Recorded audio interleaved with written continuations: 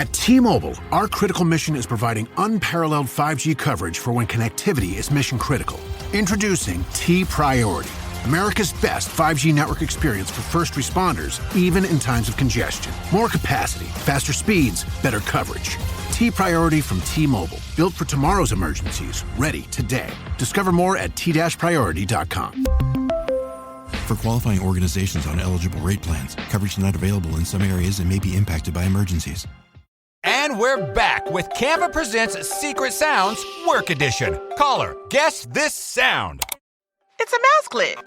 So close. That's actually publishing a website with Canva Docs. Next caller. Definitely a mouse click. Nice try. It was sorting 100 sticky notes with a Canva whiteboard. We also would have accepted resizing a Canva video into 10 different sizes. What? No way. Yes way. One click can go a long way. Love your work at canva.com. Well, I've been a rabbi on July 15th, it will be 35 years.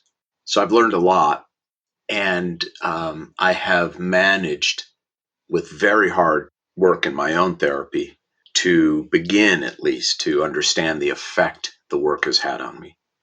There is something in me that I can remember. The earliest I can recall is fourth grade. There is something in me that just compels me to run toward the fire.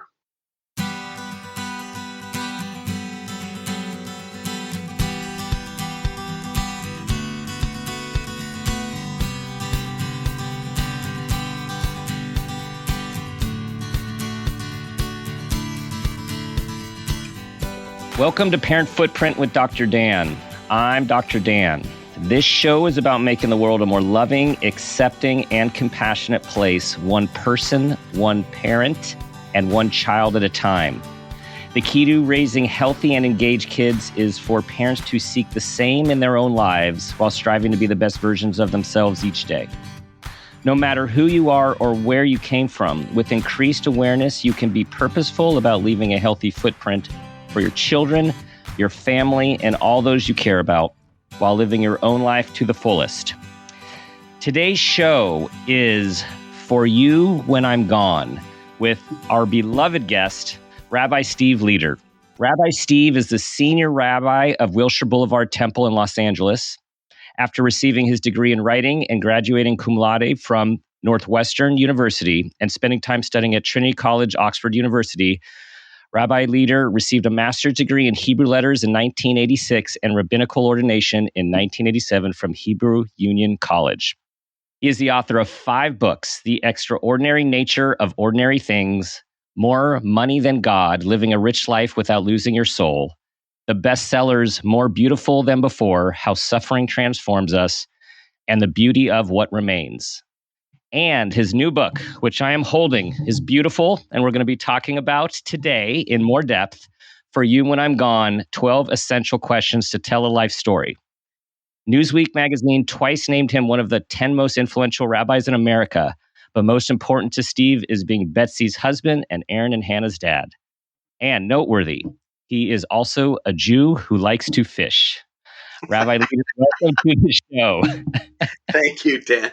Great to be with you. There aren't a lot of us. Okay, so I want to start with a few commonalities that we have. One is I am a Jew who likes to fish as well. I share that.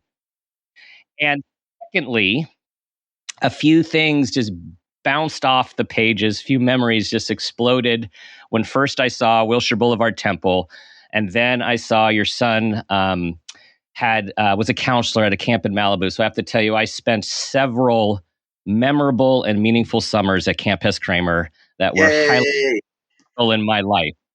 That's great. Yeah. Just for people out there, it's a special, special place. Yes, indeed. So, Rabbi, of all the things, trying to figure out where to start, I would like to start with asking you, when did you know you wanted to become a rabbi? And what were the influences that led you to this life's work? Well, there are multiple reasons, and some of them obvious, some of them less so. The obvious, I loved being on the pulpit at my bar mitzvah. I just loved it. Mm. I loved being up there. To explain my Torah portion, I wrote an anthology of my own poetry, so I could inflict my poetry on people at the age of 13, and they had to sit there and listen. And but you have to understand how I grew up to really see the attraction for me.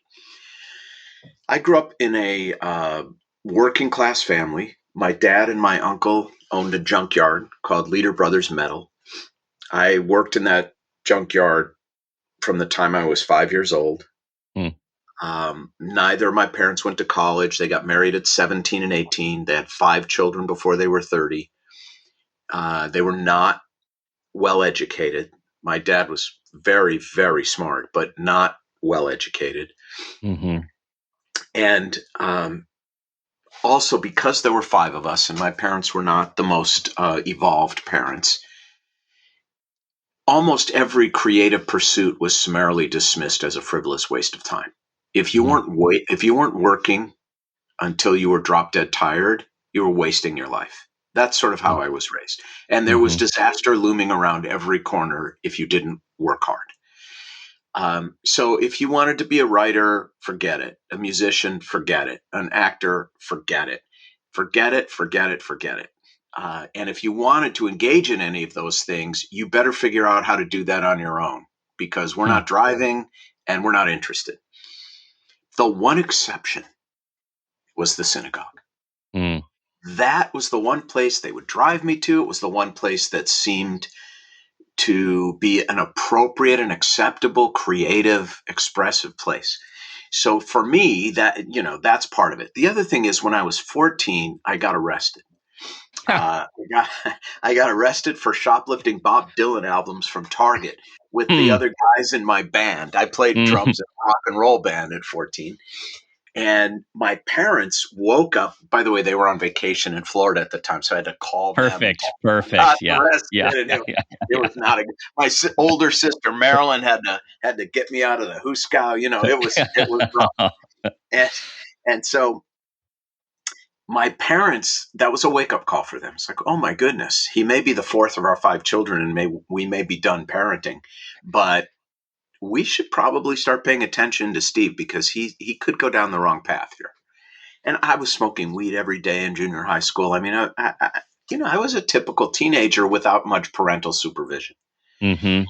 And my parents made the decision to send me to a Jewish summer camp in Oconomowoc, Wisconsin, very similar to Hess Kramer, where you went and where I worked and still work as one of the rabbis. Mm-hmm. And that camp experience changed my life forever. I loved everything about it, everything. Mm. And, I loved the hippie counselors who were into the music I was into, and they had earth shoes and ponytails. And I loved the pretty girls from Chicago with flowers in their hair on Shabbat. It was the early 70s. And the thing that really shocked me was it was the first time in my life I saw rabbis who were young, who were in T-shirts and shorts and could throw a baseball. Mm. I had no idea. No idea, because my rabbis at home were kind of old and scary. They had dandruff and yellow teeth. And they sometimes smelled bad. too. Yeah, they smelled like pickled herring, and, Yeah. and they were just weird and unapproachable. But these guys were, it just dawned on me, wait a minute, you can be a normal person and be a rabbi? How is, because they also seem to know some kind of magical secret. Mm-hmm. They were both. Mm-hmm. They were immanent and transcendent, to put it in religious terms. Mm-hmm. So that set me on a path at 15, and I never really diverged from that path. And my father was not supportive of me becoming a rabbi. When I told him I wanted to become a rabbi, his response, this was my junior year of college, his response was, rabbis are beggars. Mm-hmm. Because that's the world he knew. Right. And by the way, he was partially right. He just didn't understand the level at which some of that begging could take place, and that a rabbi was actually Robin Hood in many ways. Mm-hmm. But I think all these things combined, and it was the place where I could be academic and I could be interested in the world of ideas, because there was no other place for that in my childhood. Right. Right. Wow. Thanks for sharing that. I could see how that came together, and I could see how, even though he didn't like it, it was a more legitimate version of thinking and intellect, and a path that at least had a path for people that he respected. Yes. Yeah. Yes. And hard, yes. really pretty hard to argue against. Yes. And later, he really came around. Mm-hmm. And, my parents used to have a place in Palm Springs, and I'm in Los Angeles. And on Saturday mornings, when I was preaching, they would get up really early, drive in, come to services, listen to the sermon, and then we would have lunch, and then they would drive back. Mm-hmm. And whether there were 200 people or 2,000 people out there during that sermon, all I saw were two sets of teeth smiling. It was my mom and my dad. Nothing better than that. Nothing better than that. Yeah. When I was 7, my maternal grandfather died, and was a very important part of our family, and it was a very significant loss that I only could, only understand so much at the time. And our rabbi was amazing. It was always there from the get-go, and I had flashes when I was reading about some of your stories in this book. The hundreds of thousands of times you have been there, and he was there for my grandmother. Who was not a formal part of the congregation, but an extended part of the congregation for my mom, all of her sisters, all of us. And I had this at 7, this very little awareness at the time was, wow, if he's doing this for our family, he must do this for lots of families. And how does he do this? And so fast forward, me being led into psychology for various reasons, and really passionate about the work, I am aware now, having done this for a long time with lots of gray hair, of the load and the at times burden of caring and guiding through so much pain and loss and difficulty. And as I read your book, it feels like, in my role, it pales in comparison to the role of a rabbi, because I, for the most part, have some time frames outside of crises. I have some time frames on my work. It seems to me that a rabbi's role, job, mission, like, you just have to be there when life happens. And I'm wondering about, so the question in all that is, so there's an acknowledgement, but the question is, what did you have no idea or not anticipate, and what have you learned from this role that you walk? Well, I've been a rabbi on July 15th, it will be 35 years. So I've learned a lot. And I have managed, with very hard work in my own therapy, to begin at least to understand the effect the work has had on me. There is something in me that I can remember. The earliest I can recall is 4th grade. There is something in me that just compels me to run toward the fire. I remember in 4th grade, there was a girl in our classroom. It was Mrs. Hollingsworth was the teacher. And she was on the spectrum. We didn't have that language then, but obviously now I can see it, that she was on the spectrum. And I remember fantasizing about going to Miss Hollingsworth and saying, could I just spend a few minutes with her, because I think I could help her. I never did it, but that was the fantasy. So I've always had this helping gene. I don't know why. I grew up in a very harsh household as a child, not a lot of empathy. So maybe That's it. I don't know. You would know better than Mm-hmm. I probably, but it would take us years. So, and of course, we already talked about how the synagogue was my place. Mm-hmm. Mm-hmm. What I, and I'm good at it. Mm-hmm. You know, sometimes my wife says to me, well, if you weren't so good at it, why don't you just suck at it once in a while and people will leave you alone? You can't do it. It's Yeah. not in my DNA, right? Yeah. Mm-hmm. So what is the effect? There's a lot of role stress. There's a lot of tension between my inner family life and my obligations to a very large community. Mm-hmm.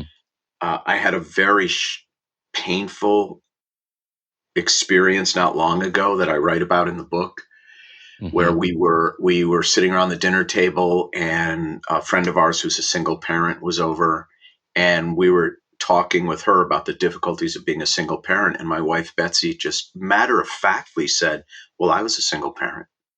Mm-hmm. And it really shot through me. And I was in no position to dispute that. Mm-hmm. I was gone a lot. Yeah. Helping other families. You know, this is the role stress. This is the dichotomous tension. When you serve a community, you're the one preaching about the importance of family, and you're leaving your family all the time to help other families. Yes. And you're carrying you're a holding environment for their sadness, their stress, their anger. Mm-hmm. So one of the effects is it's embittering. Mm-hmm. It makes you very bitter. And I think clergy deal with that bitterness in different ways, but all of them dysfunctional. Mm-hmm. Mm-hmm. So that story that you told in the book about your wife saying that, that hit me right between the chest. And I told my wife about that last night when we were sitting down, and, always tell her about the guests that I'm going to interview and about their life. And, I really have fun getting into it before the show. And I said, and this is what Rabbi said. And she said, there were times when the kids were young that I felt like that too. And I said, I know, that's why I'm telling you. Yeah. And it was that same juxtaposition of here, the whole part of the work is to be present, to be mindful, to be aware, to have work-life balance, to focus on your priorities. And I remember this time when, also building a practice and making ends meet financially, those roles as well. Oh, and yes. I remember, and my wife was very much has been always a part of the business. And I remember calling and saying, hey, so-and-so called in crisis and I need to stay this extra hour. And then there was the next day. And I remember she said, well, what about us? What about us needing you too? Mm-hmm. And that was the first time, because we were so aligned on, building the business, building the practice, providing for our family. And it was not as much anymore. As the irony, as you get older, you get wiser and you make different decisions. But it was hard. It's stressful. It was hard. And it's also stressful because this is going to sound incredibly arrogant, but we're having a real conversation. So let's have a real conversation. Okay. Do you know what a 5-tool player is in baseball? No. So they're rare. A 5-tool player is a player who is really great at 5 different things. Hitting for power, meaning hits a lot of home runs. Hitting for average means they get on base a lot. They hit singles, doubles a lot too. They can run, they can throw, and they can catch. They can field. Okay, that's a very rare, it's not a unicorn, but it's pretty rare. I'm a 5-tool rabbi. I'm really good at a lot of things. I'm good at helping people. I'm good at preaching. I'm good at fundraising. I have a good business head, so there are like 4 parts to being a rabbi. I'm good at all 4 of them, but I can only be great at any 2 of them at any one time. So whatever I am doing, I am simultaneously ignoring or disappointing someone, not getting to something, and it's constant. It's 7 days a week. And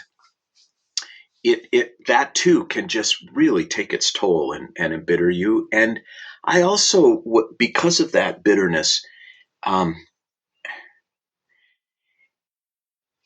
was frustrated with my colleagues all the time. The other clergy who worked with me, we have a big staff. We have a 10,000 person congregation. So we have 8 rabbis, 3 cantors. It's a big operation. We have the camps, we have schools. If Jews had a mega church, we would be it. This is it. Yeah.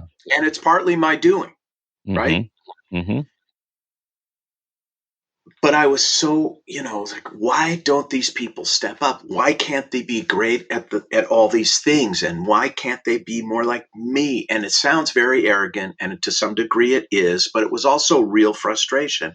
And it took me a long time to realize that not everyone could be, would be, or wanted to be the kind of rabbi I was. And I remember my psychiatrist, and we can get into that, what led me to getting help. But I remember saying to my psychiatrist one day, I'm like a well-paid babysitter with this other clergy. And he said to me, well, babies aren't bad. They're just babies. Like, wow. Yeah. Just like accept these people for their own limitations and who they are. They're never going to be you, and get over it. And it helped me quite a bit. Babies aren't bad. They're just babies. So I've struggled hard.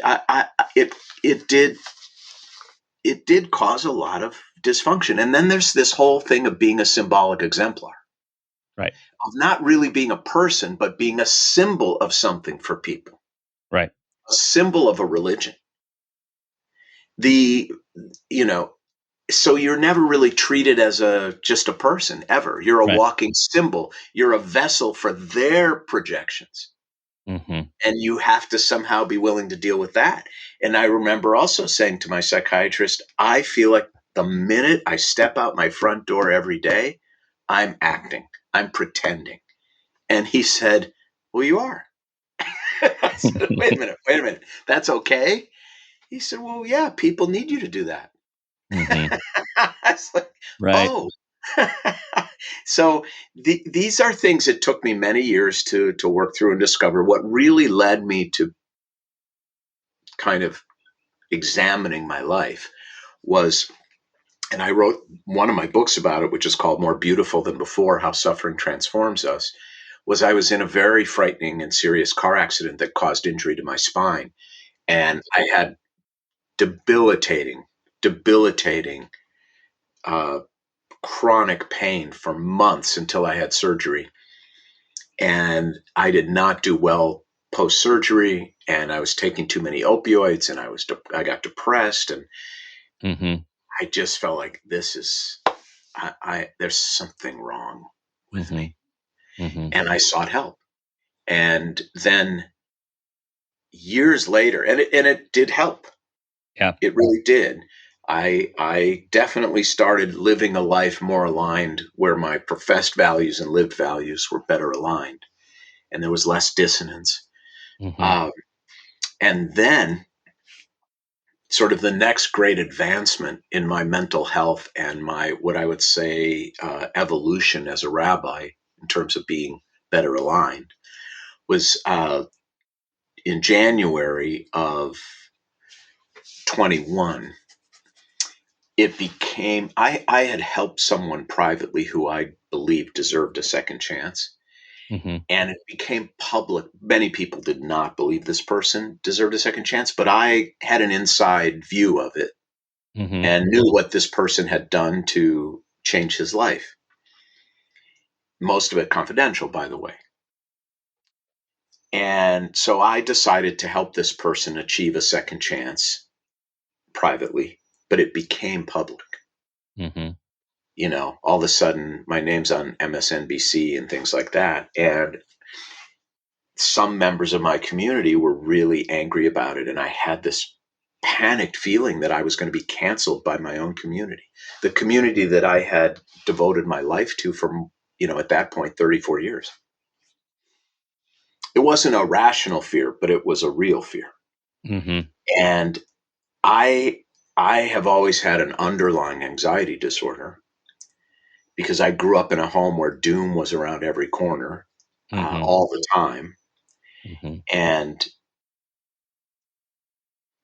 I suppressed or subordinated that anxiety, locked it in the basement of my psyche with a brutal work ethic. I was always working or sleeping. And that kept it at bay. Mm-hmm. But for some reason, this combination of steering the community through COVID and of being kind of outed for helping someone, it just flung the basement door of my psyche open, and the anxiety rushed out and gripped me and would not let go. I was paralyzed. Yeah. Couldn't eat, couldn't sleep. Yeah. And so I said, I shared it with my psychiatrist, and I said, I think I need to take some medication. I cannot function. I'd lost 10 pounds. Mm-hmm. And I like to eat. And so I started on Zoloft. And what happened was about 6 weeks later or something, I don't know, someone said to me, "How you doing, Steve?" And I said, "Fine." And then I was like, "What? Fine? Who is that guy?" Yeah. What? Fine. Yeah. And I meant it. I was fine. Yeah. Now, you hear these stories all the time, but for me, this was a revelation. Yeah. And 125 milligrams of Zoloft, and I am not promoting Zoloft. I am not paid by Zoloft. I'm just telling you, it changed my life because I now function with what I think is a normal level, an appropriate level of human anxiety. Mm-hmm. Right? Yeah. But I'm not paralyzed every day by fear that today I'm going to get fired. Today I'm going to be exposed as a phony and a fraud. Today I'm going to be audited by the IRS. Today I'm going to feel a lump, on my neck or whatever, nightmare I could cook up. So this was the next great evolution. And I have been very open and very transparent about it. I even went on the Today Show and did a segment on it for World Mental Health Day because I really want to lead by example. And it has really made my life more beautiful.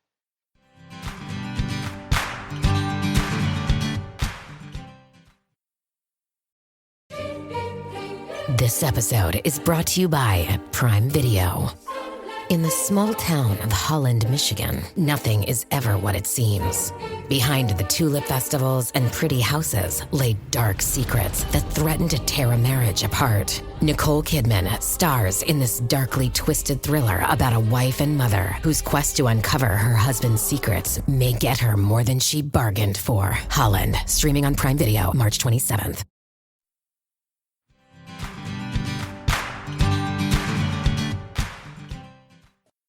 You have become known for, among many things that you become known for, is being transparent and being vulnerable, and making everyone think, well, are rabbis supposed to think like this? Are rabbis supposed to do this? Are rabbis supposed to have these experiences?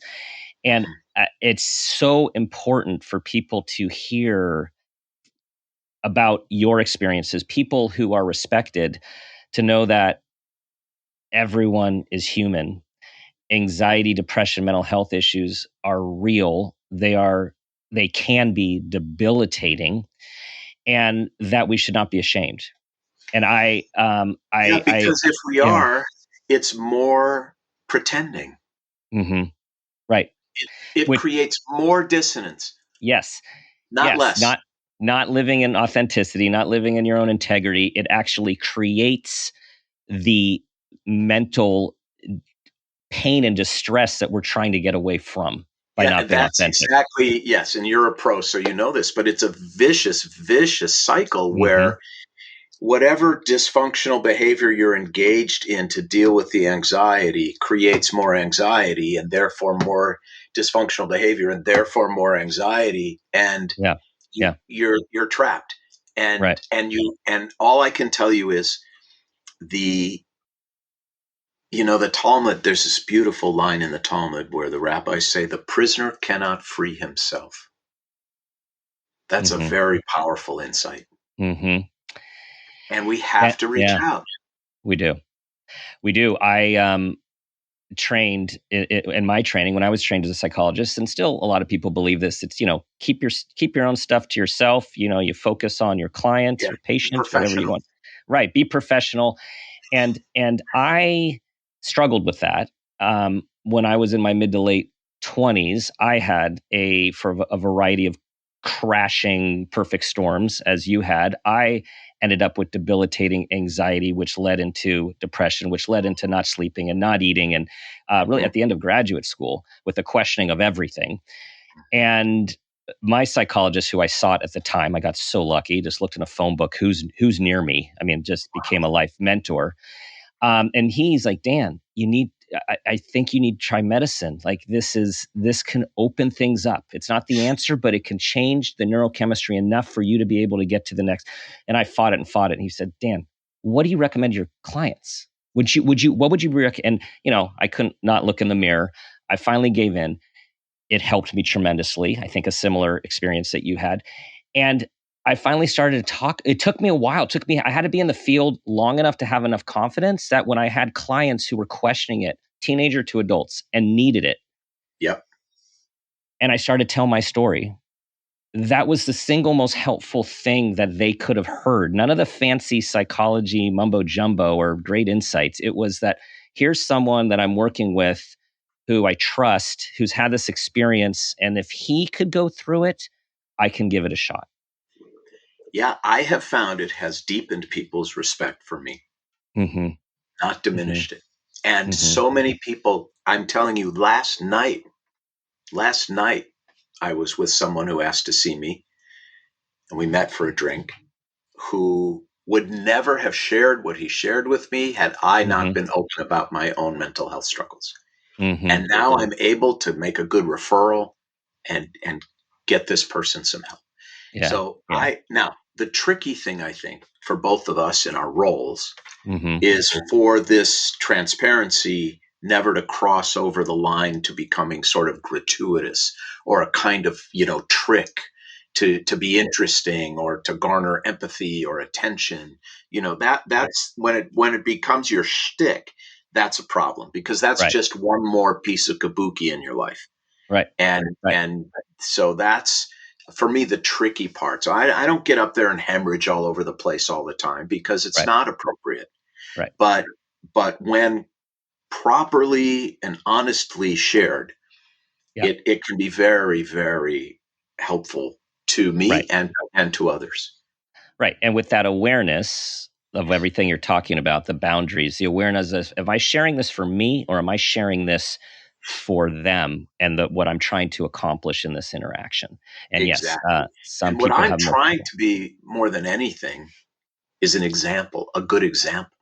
Right. That's all. Right. That's all I can do is set a good example. There's this Buddhist saying, which I love, which is tend the part of the garden you can reach. I wrote that down because I wanted to talk about that with you. I love that. Yeah. That's all I'm trying to do. And you're right. It's more difficult in my world than yours because I can't say at the end of 50 minutes, we'll talk more about this next week. Right. And now this is going to sound kind of crazy maybe or harsh, but I think it's also a part of it is, first of all, there are all the other aspects of running a big institution and how much time that takes. And especially the fundraising, which is enormously time consuming and difficult. But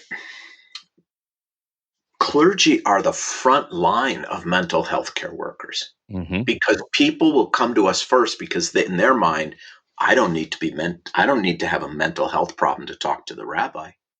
When in fact, that's the reason they're coming to the rabbi, but there's camouflage, it's a fig leaf. And also the rabbi is free. There's no financial commitment. And sometimes in my moments of bitterness, which still exist, although far more rare than they used to be, I would say to Betsy, something, if she had to pay me $250 an hour, she wouldn't call me. It's And true a it's lot true. of the time. Yeah, it's true. So I don't have those boundaries. Yeah. That the expectations are unlimited. And by the way, I think they have every right to their expectations of me. Mm-hmm. They Yeah. really do. I am the rabbi. Right. Yes. So that's more of the struggle. So if this makes you feel any better, something I just learned, something that you get to do that I am unable to do, is you can go out and have a drink while you're counseling. That still is not considered an appropriate thing within the counseling office, right? I find it. Yeah. I find, by the way, it's not so much about the alcohol as Yeah. having such a casual environment, and it's part of the fig leaf. Yeah. Oh, I'm just meeting the rabbi for a drink because he Right. doesn't have me time until 7:00. Right. Which is Right. also true. Yeah. You know, Right. so almost every weekday, there's a hotel down the street from where I live. Thank God for COVID, because everybody now accepts the fact that nobody wants to go anywhere. And like, you want to see me at 7:00 at night, dude? I will drive 5 minutes. Mhm. That's it.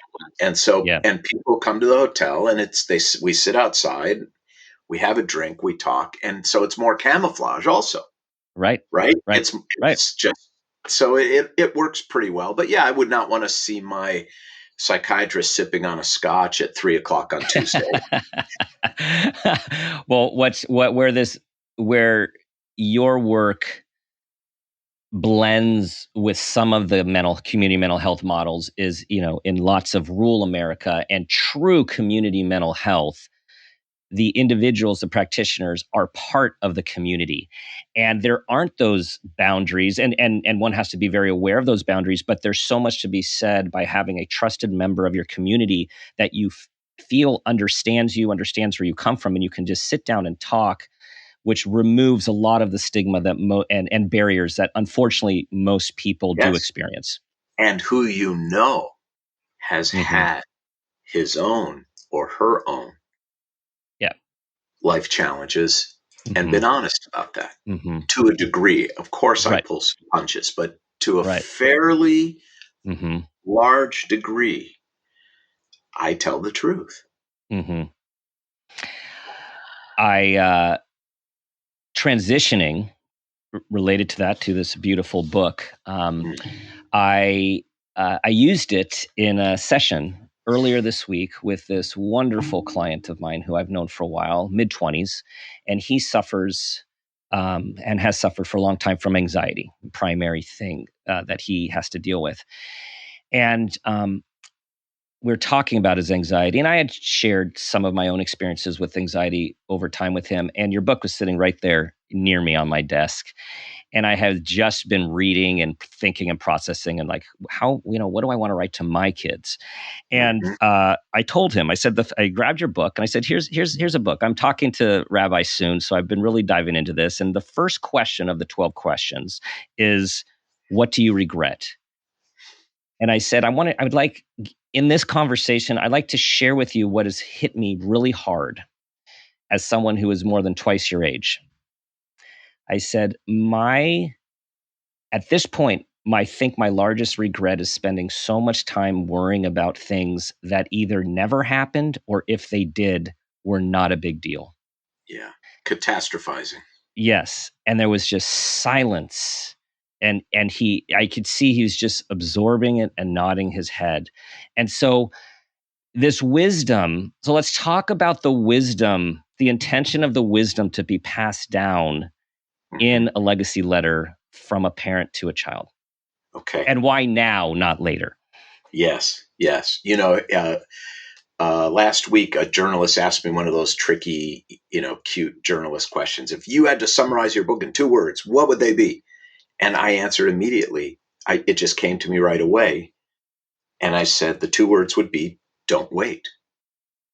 And before I get to sort of the point of the book structurally and in terms of message, one of the big surprises to me is how well the book is selling to millennials. Because most people think of this, well, this must be a book for elderly people who are going to die and they want to write down their life lessons for their loved ones when they're gone. No. I mean, yes and no.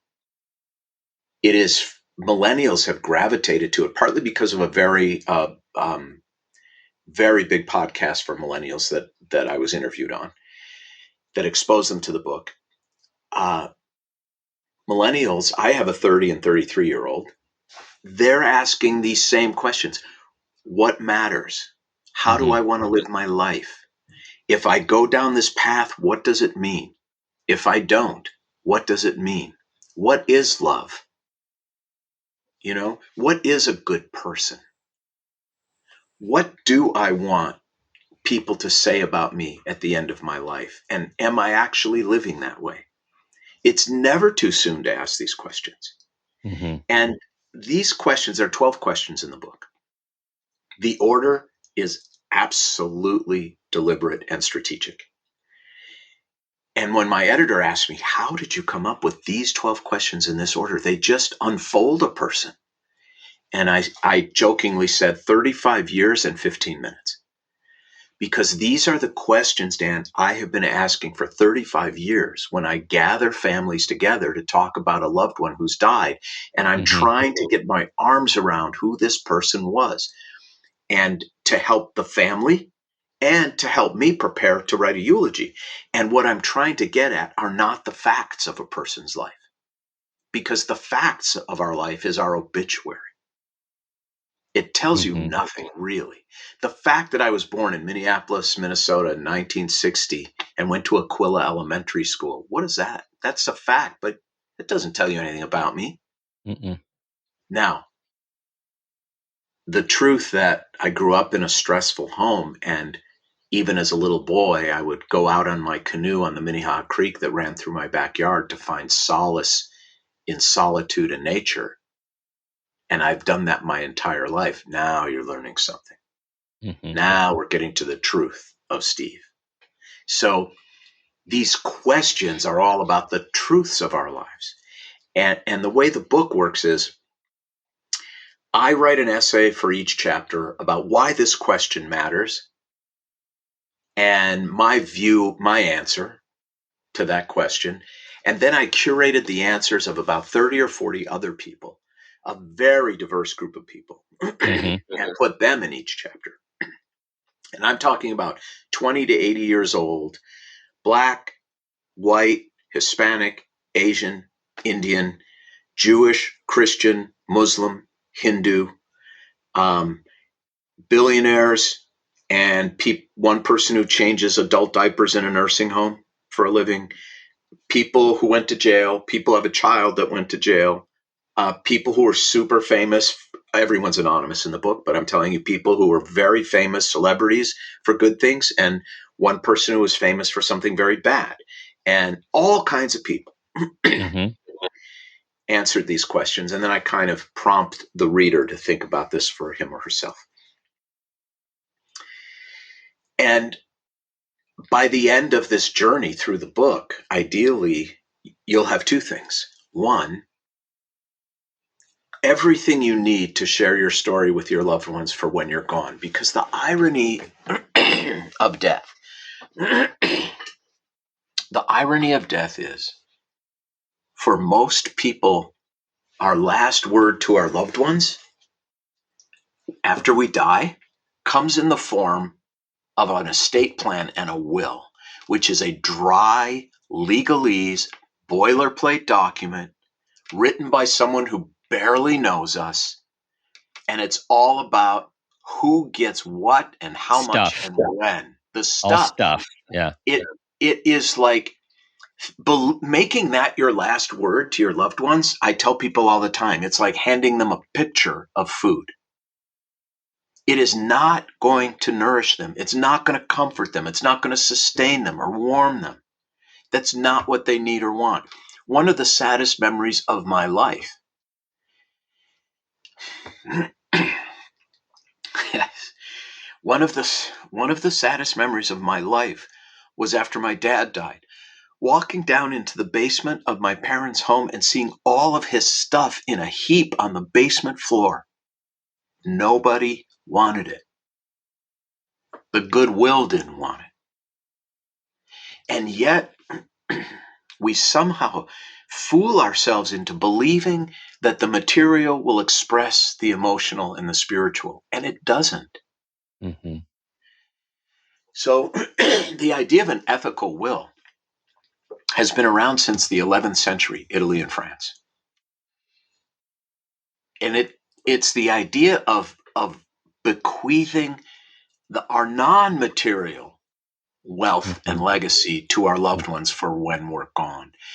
Our accrued wisdom, what we've learned from our flaws and our mistakes, what our hopes are for them, our blessings for them, our guidance for them. That's what people want.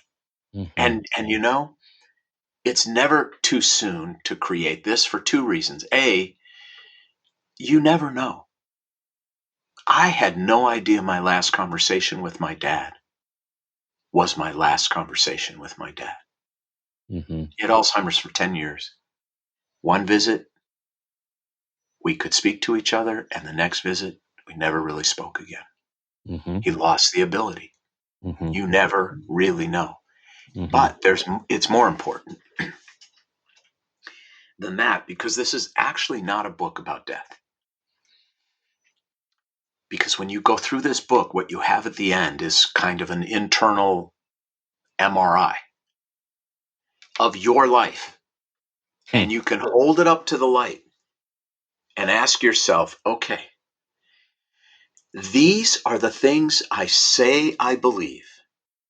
This is what I say is my truth.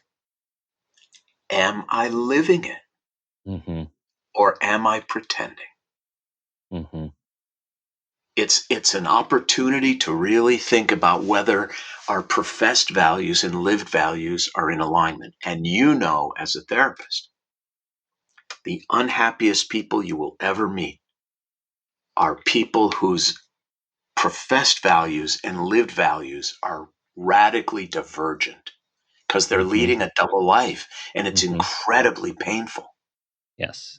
And the most at peace and content people I know are people whose lived and professed values are well aligned. None of us are perfect. We all fall short of our ideals. We all get seduced and distracted by, we all get spun around by the centrifuge of life.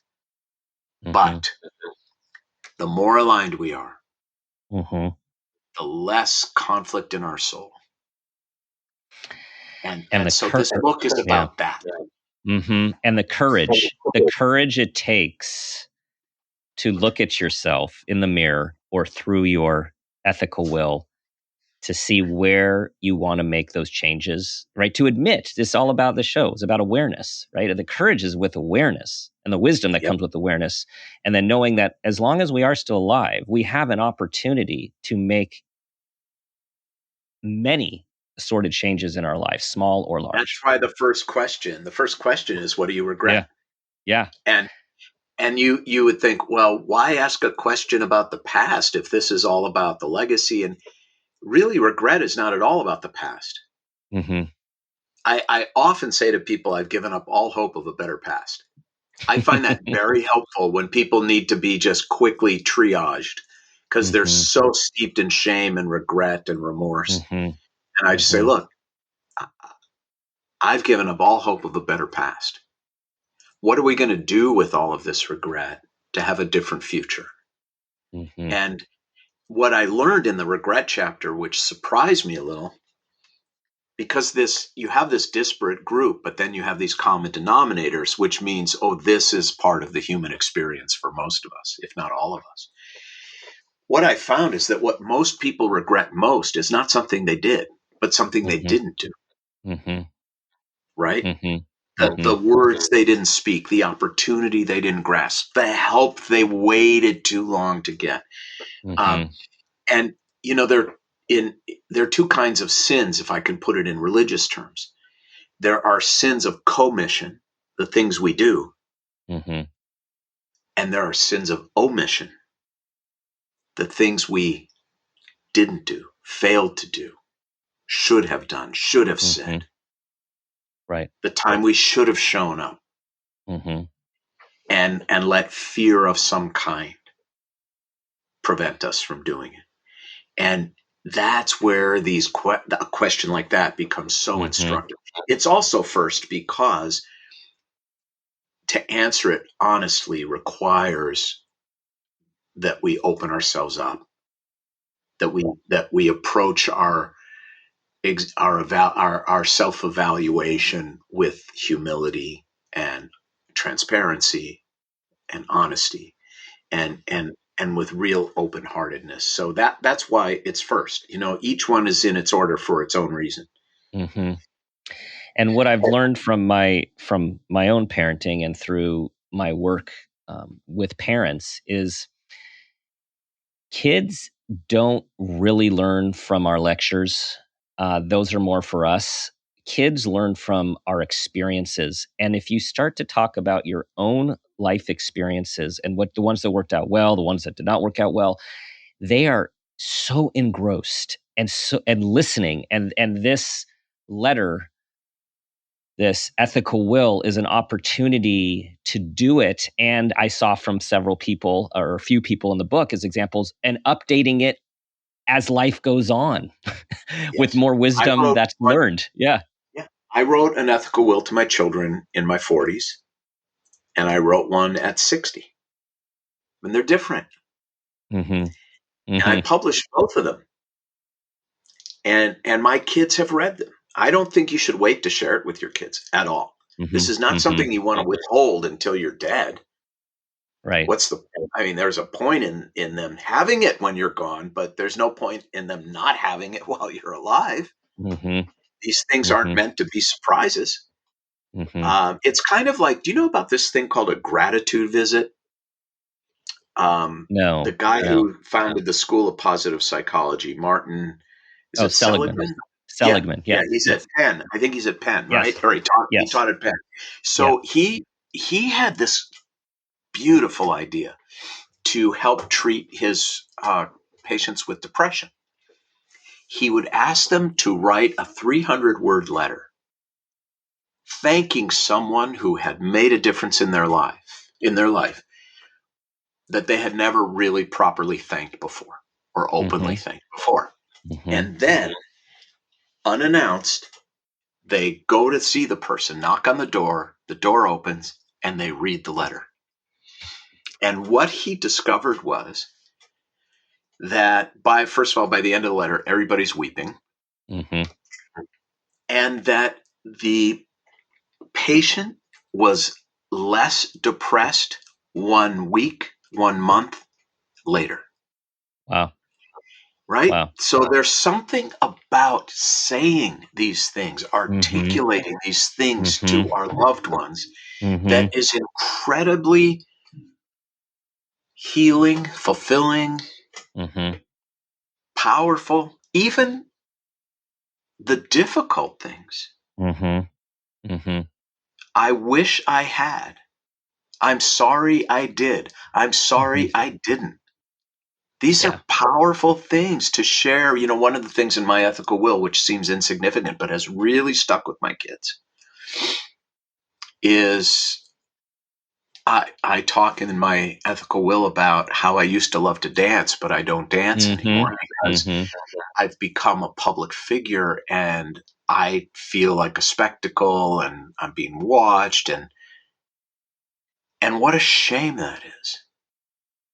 And how much fun it's robbed me of. And it's really stuck with my kids for a few reasons. One, it gave them a little insight into fairly or unfairly, well or poorly, I've carried the weight of being a symbol or a public figure in some way. But also as a lesson about not allowing yourself to be robbed of the joy of the things you love because of what other people might think. And that story, to your point, Dan, has instructed my kids so much better about authenticity than any lecture from their dad. Live your truth and blah, blah, blah, blah, Yeah. So, Powerful. Powerful. yeah, yeah. Yeah. At the end of the day, Yeah. this is about Yeah. telling a story. It is. It's about telling a story. It's about telling your own authentic story. It's about a story that doesn't have to be perfect. It's a story that's going to hopefully change as you change. And it really honors the fragility of life, in the sense, people who listen to the show really want to be growing, more self-aware, really just looking at themselves in an honest way. And I want to read, as we're moving to the parent footprint moment question next, I want to read what you have cited in the beginning of the introduction, because I want people to just reach out for this book, because those words are so powerful and are mine and my wife's experiences. We talk about this all the time, and here it goes. This is a quote from Jonathan Safran Foer. No baby knows when the nipple is pulled from his mouth for the last time. No child knows when he last calls his mother mama.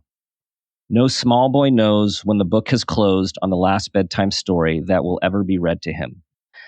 No boy knows when the water drains from the last bath he will ever take with his brother. No mother knows she is hearing the word mama for the last time. No father knows when the book has closed on the last bedtime story he will ever read. It's just wait. So powerful. Yeah. Don't wait. Regardless, everyone, of your kids' ages, there's a great country song, there's a last time for everything, and you just never know when it's going to be. So the time is now, as Rabbi is saying. The time, do it now. Rabbi, parent footprint moment question. Ready? Yep. Okay. Tell us about a time that you became aware of yourself as an individual, as a parent, or even an awareness of your own parents, and that new awareness had a positive impact on your life, your kids, and or those you love. I remember it distinctly. It was, my son is 33, so this was about 31 years ago. And we were visiting my parents at their condo in Palm Springs. And my dad and I took our son Aaron to the park to play a little bit. And Aaron was playing and being a 2-year-old. And, I was trying to get him to do or not do something. And at some point, my dad said, "He's not listening to you." And I kind of let it roll off. And then again, "He's not listening to you." And the third time he said it, "He's not," in other words, your parenting technique is not going to get the job done. Mm-hmm. I mean, this was a dad who, when I was little, said to us, "I don't want to have to hit you because if I do, I break bones." Wow. And you never quite knew if he meant it or not. And after that third, "He's not listening," this was one of only 3 times I stood up to my father in my life. I looked at my dad and I said, "I heard you the first time. I am not raising my son to fear me." And I didn't.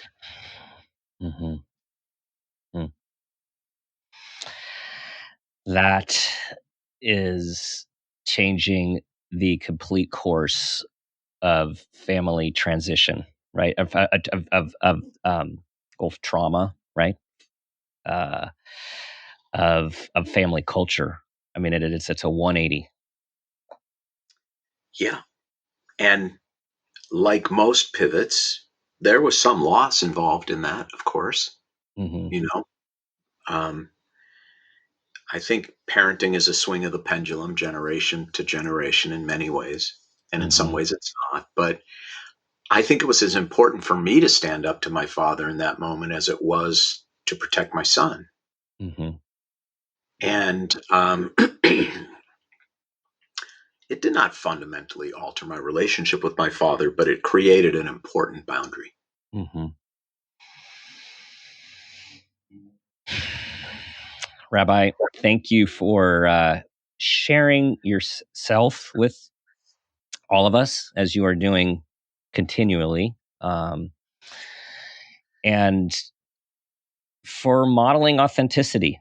That's not perfect. That's not. It's not ever done. It's always a work in progress, and for showing all of us that humanity. Thank you, and thank you for giving not only me but others the opportunity to have a real conversation with you. Tell everyone where they can get this beautiful book, and everyone, as I'm holding it, it is so user friendly, and so it just speaks to you. It's not a chore. It's you'll see it as an opportunity that you won't be able to. You'll look forward to picking it up every time you put it down. So where can people find this? The book is called For You When I Am Gone, 12 Essential Questions to Tell a Life Story. You can get it wherever you buy books. Online, Amazon, Barnes and Noble, many bookstores have it now, local bookstores, or through my website, which is Steve Leder, it's LEDER.com, or my Instagram, which is at Steve_Leder. You can access the book in a lot of ways, and it's Kindle, hardcover, and audio. And I recorded the audio because I can't stand other people reading something I've written. They can't get the rhythm down to the way I intended it. I don't know.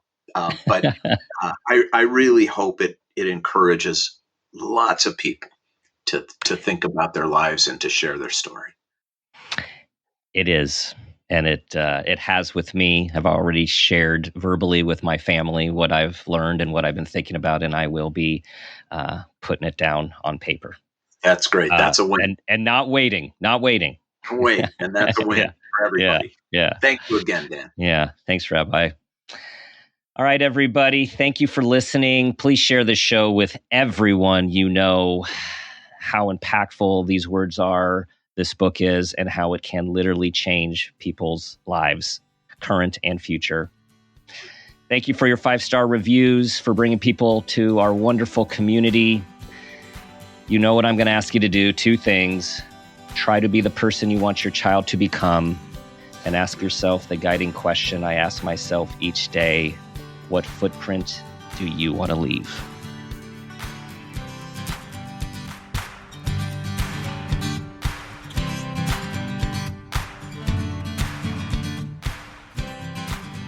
This has been a Peters and Rossi production. Parent Footprint with Dr. Dan is produced by Laura Rossi. Our engineer is Phil Rossi. Theme music is Strummer Man, composed and performed by Pro Tunes. Artwork is by Garrett Ross. Follow us on Instagram and Facebook at Parent Footprint Podcast, and on Twitter at Dr. Dan Peters. For more information, go to exactlyrightmedia.com.